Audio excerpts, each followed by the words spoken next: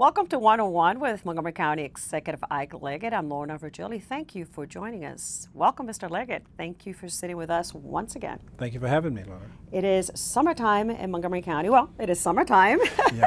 in the entire continent, actually. But we're still busy around here. I'd like to go ahead and get the show started with a recent press event that you had regarding expanding the county's hiring for people with disabilities. And for that, you do have the support of Council Member Phil Andrews. And now it is about County Council making it to the November ballot, correct? Yes, and also Councilmember Craig Rice as well, who participated in a recent press event highlighting my position and their position related to hiring people with disabilities. And essentially what it is this. I, along with Phil Andrews and a few others, had asked the Charter Review Commission to look at a change to our charter that would allow us to hire people with disabilities, because we want to create a category of hiring. And unfortunately, our charter many years ago was written in such a very arcane way, in a very difficult and restrictive way, in a way that I think at the time people thought was appropriate, does not allow the county, believe it or not, for us to make such hirings. And so we'd have to go through a different process, and that is to change the charter. And what we need to do is change the charter once and for all, provide for a little bit of flexibility, because I think that we've seen in the past preferences for veterans and preferences for others, but our charter does not allow for this type of preference. So we asked the Charter Review Commission to look at it. They started to look at it, and their decision had been, well, okay, let's look at it essentially for the 2014 budget. That's too long, and I want to see the opportunity, at least for citizens, to vote on it this fall. And so by having it now, put it on the ballot today, would allow us to debate this and hire people much sooner. And this is essentially what we are talking about. If we want the private sector to go out to hire people with various disabilities, Montgomery County government needs to be an example. Now, we have some intern programs and some temporary programs that we've instituted over the last few years, but that's insufficient. We need to step up to do what many are doing in the private sector, and also for us to be a model for others.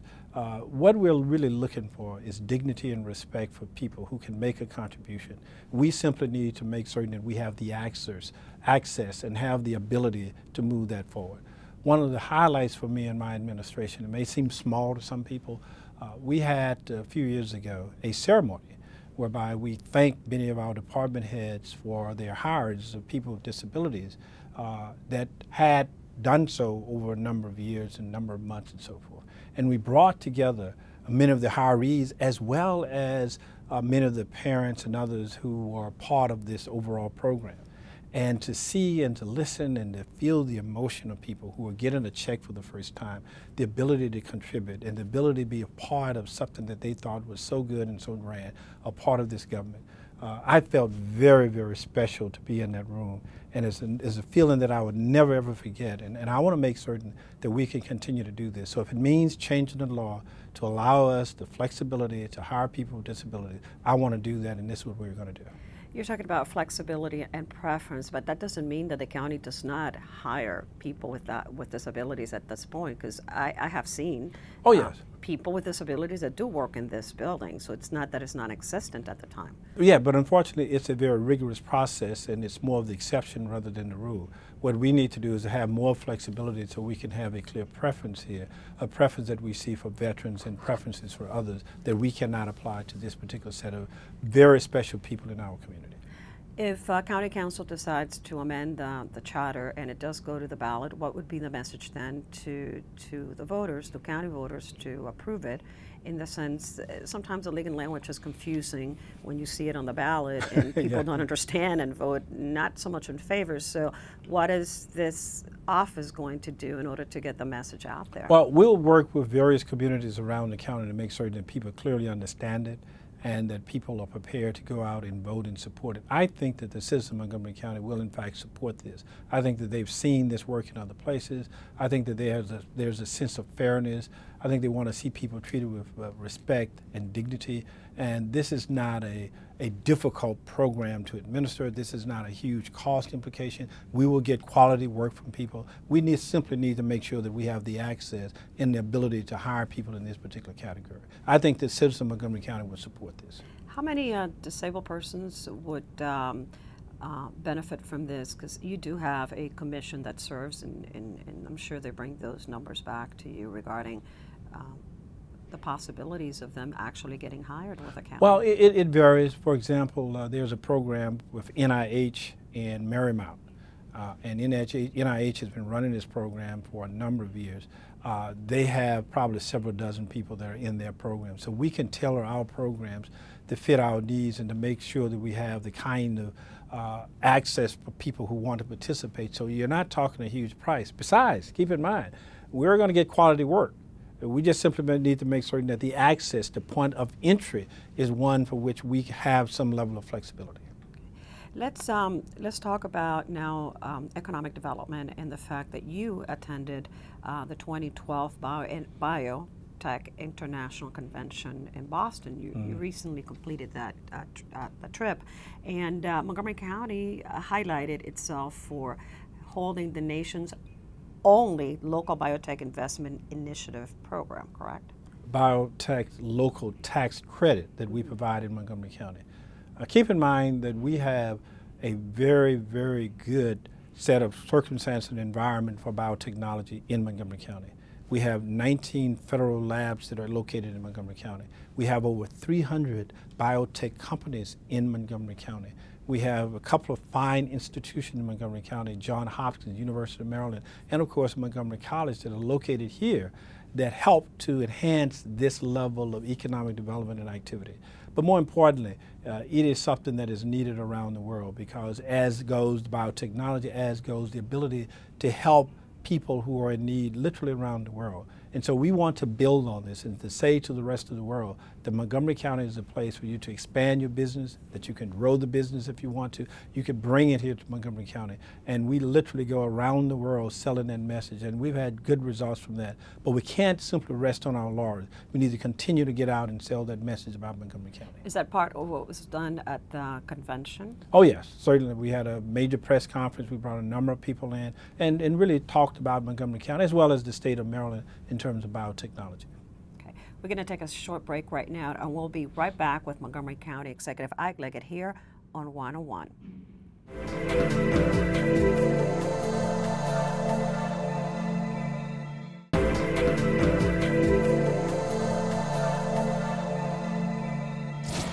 Welcome back to 101 with Montgomery County Executive Ike Leggett. I'm Lorna Virgili. Thank you for continuing to join us. Mr. Leggett, let's talk about now traffic congestion in Montgomery County. Something we all live with on a daily basis. Recently, you did receive a report of recommendations regarding the new, well, what it is, the proposed 160-mile rapid transit network. Now, tell us a little bit about what is envisioned in that project, number one, and then number two, money to make it happen. Well, first of all, let's start with the problem. The problem is that we have current traffic congestion, and we need to, in fact, reduce that. Now, there's one approach. We can assume that we can build more roads and have more cars on those roads, which I think would be something that in the long term would not prove to be as beneficial.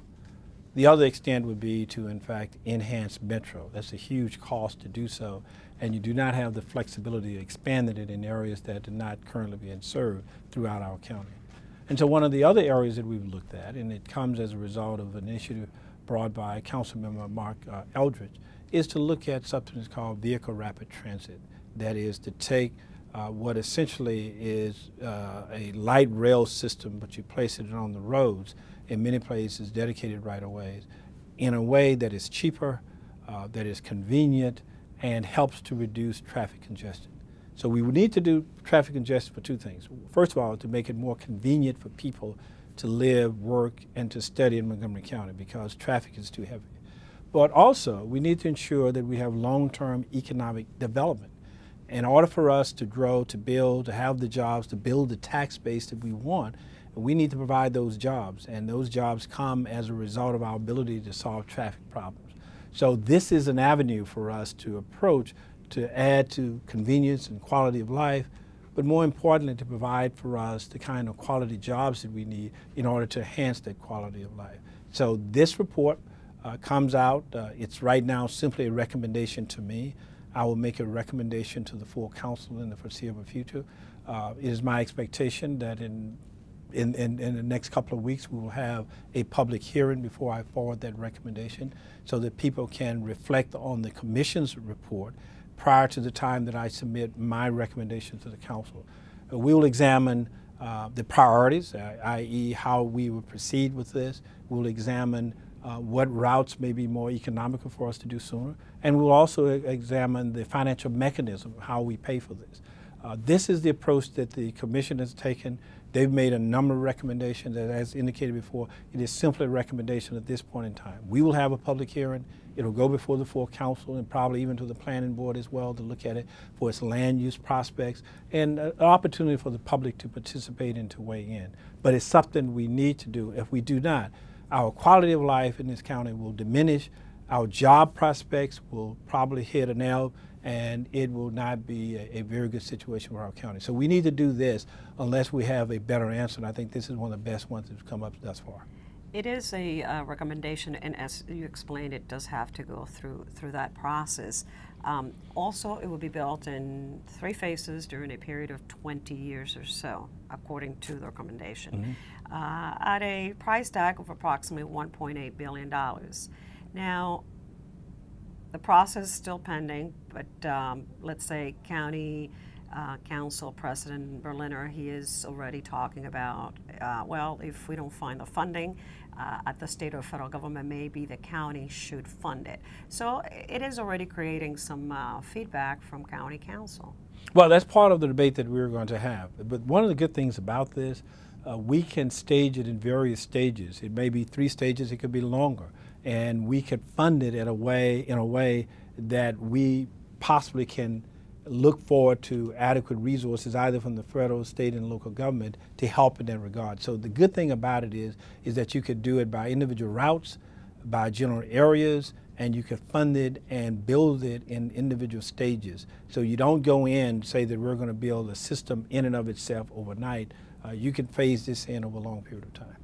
Now, that is the future of transportation. Let's talk about the present. The Department of Transportation just announced that they have completed modernization of 800 traffic signals. Remember that one day that we had a glitch in the system? Do I remember?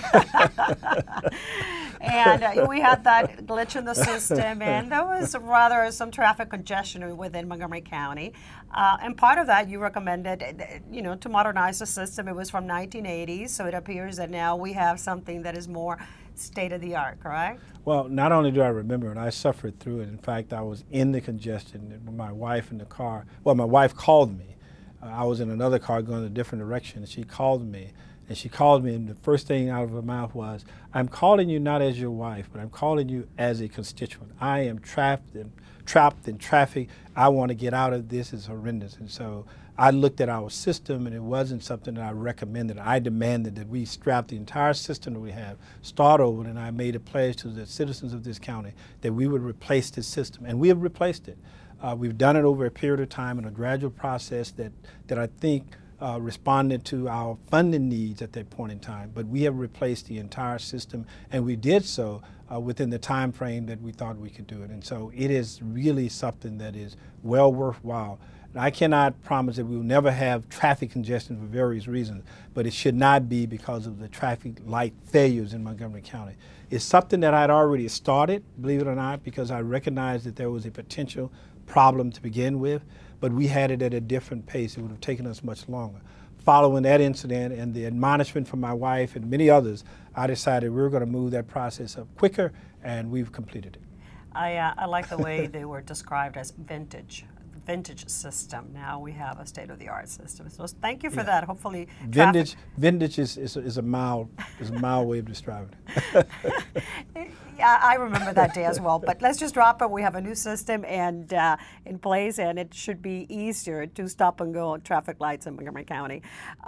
MC311, which is another one of those high-tech programs that we have in the county, where county residents call and they get services and programs for the county. It just celebrated its second-year anniversary, and this is one of those projects that you always go, you celebrate with them. And I remember last year we were there with you, and it's one of those systems as well that you seem to be very proud of. Yeah, this was an initiative that I advocated for when I was running for this office, and I indicated then that the system that we had was not appropriate for a county of this size, the number of residents that we had, the many demands that we would see, and we needed to find a better way for the constituents of this county to communicate with county government to get the services that they need. So we developed in Montgomery County a 311 system that allows you to make one call to go to one portal on the internet and therefore access the services that you need in a timely fashion. We can track it. We've had tremendous progress from it, and you see the benefits of it day in and day out. And more importantly, in times of emergencies and crisis, you see the benefits of it as well. So I'm very proud of the workers, the leadership there, and we made tremendous progress. We continue to build to enhance the system to make it even more responsive, but it's a wonderful system that's worked very well for us. And they handle, the customer service representatives, they handle what, about 40,000 calls a month? Oh, tremendous number. It's a bulk of calls from county resident. We're going to take a small break, and we'll be right back with Montgomery County Executive Ike Leggett.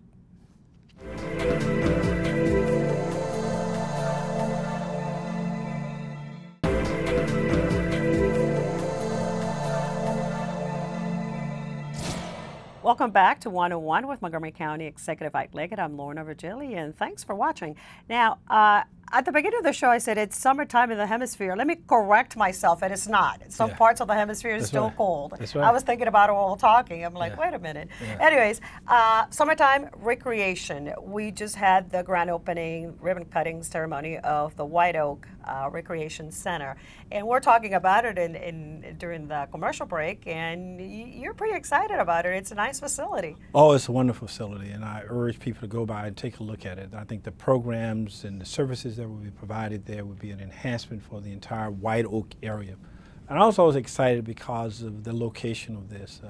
When I was a council member 20 plus years ago, the very first project that I worked on as a council member was the acquisition of the land that is now this rec center. There was an opportunity for the county to purchase the land from a private developer who wanted to, I think, put in too much housing and too many apartments and townhouses in the location. And there were a number of people who wanted us to acquire this land. So I fought my very first year as a council member in 1987, I think that it was, that we get this land. And so now 20 plus years later, the very land that we sought, the very land that the county purchased, that had been part of this area for a long period of time, is now on this community center. And so it is just a wonderful tribute to the community. The architect is wonderful. We have a variety of programs, and one of the things that we placed in our budget, you may recall, we enhanced the recreation budget, and so they're able to run the programs that they need. In addition to that, we provided some revenues for senior programming, and so they would have a programmer in the center itself to help with nutritional programs for our seniors and a variety of things to reach out for the seniors as well. So it's a wonderful facility. I urge people to go by to take a look at it. It's something that I think that citizens should be very proud of, to see your tax dollars at work in a facility such as this. 33,000 square feet of a gym, exercise room, weight room, social hall, and the first climbing wall. Yeah.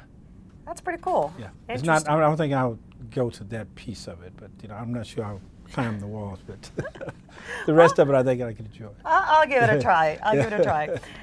Let's talk about now, it's been a good year for the county and a lot of the programs, and we're keeping the show very positive. It's summertime. We're making it a little lighter. The county just received 19 national awards from the National Association of Counties. And I'm going to go through some of them, so bear with me because they are 19 of them. The Department of Corrections and Rehabilitation, the Community Engagement Cluster, Community Use of Public Facilities, as we're talking about, Consumer Protection, Environmental Protection, Emergency Services and Homeland Security, General Services, the Health and Human Services Department also received an award. And let me move forward here. It's a long list, I'm telling you. The Liquor Control, the Police Department, and this had to do with the Drug Market Intervention Police Adventure Camp, Recreation, Silver Spring Regional Services Center, Technology Services and Transportation regarding the navigation guided of the plowing project. So that was a lot of awards for the county this year. And I think that we are in line for even more in the future because we continue to advance, continue to enhance our services and programs. But that comes about as a result of two things. Number one, the leadership that we have in many departments, but also the average workers that we have. People who get out and work each and every day to come up with ideas and suggestions about how to improve the services and programs that we provide in Montgomery County. So our employees, our managers, and the entire array of people who work for Montgomery County are counted to receive this number of awards. And this is just not the first year. Each and every year that you go through this, you will find Montgomery County receiving dozens of awards each and every year because of the quality of services, the programs, the workers, the managers, the leadership, all go into helping to make this a very efficiently run county. And I'm very proud of everything from the Chief Administrative Officer to all our department heads, but many of the volunteers who participate and work on these programs as well. Consumer Protection received an award this year, and they just released its annual report celebrating 40 years of service to the community. There are some challenges still, and it is a busy office regarding to, of course, fraud and scams on county residents. Well, it's one of these offices that I always think about in mixed terms because on one hand, I love to see the quality of work that we have, the number of people who are dedicated to ensuring that we help to reduce the fraud, the challenges that people have in the consumer arena. But more importantly, on the other side of that, I would hope that we don't have those problems. So on one hand, we are very good at resolving problems that occur, but we need to ensure that what we want for the future is to eliminate and reduce the number of problems that occur in the first place. Because whenever someone calls the Consumer Affairs Office, it, for the most part, means that there is a problem or challenge that we have to try to resolve. The idea, and I know this is what our people are seeking, is to make certain that we are so responsive, that our people are so informed, and that we work so harmoniously in terms of consumers and the general public that the problems never rise in the first place. So it's sort of a mixed bag. We are very good at solving the problems. We have the services that is there. It has been there for 40 years, and we get a lot of kudos for the excellent work that they provide. But the real answer to all of this is to reduce and not have the problems in the first place.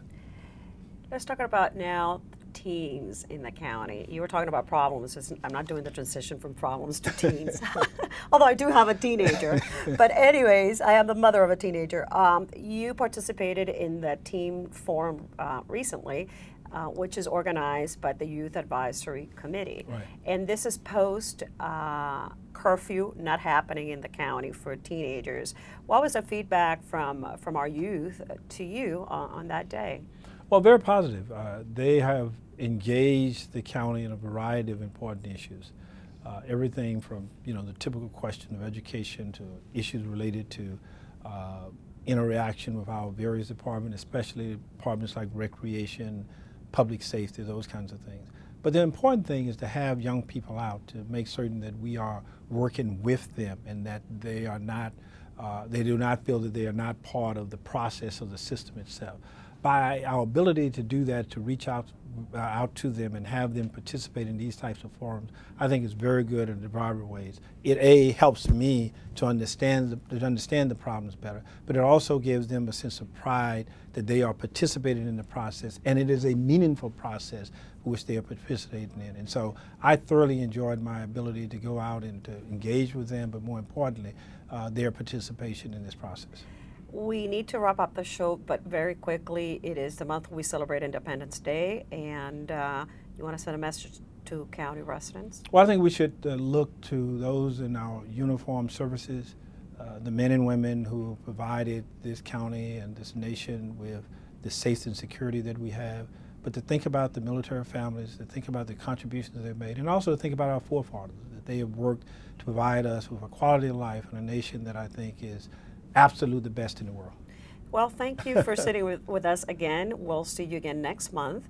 And thank you for watching. Remember, any information regarding our county, visit montgomerycountymd.gov. I'm Lorna Virgili, and thank you.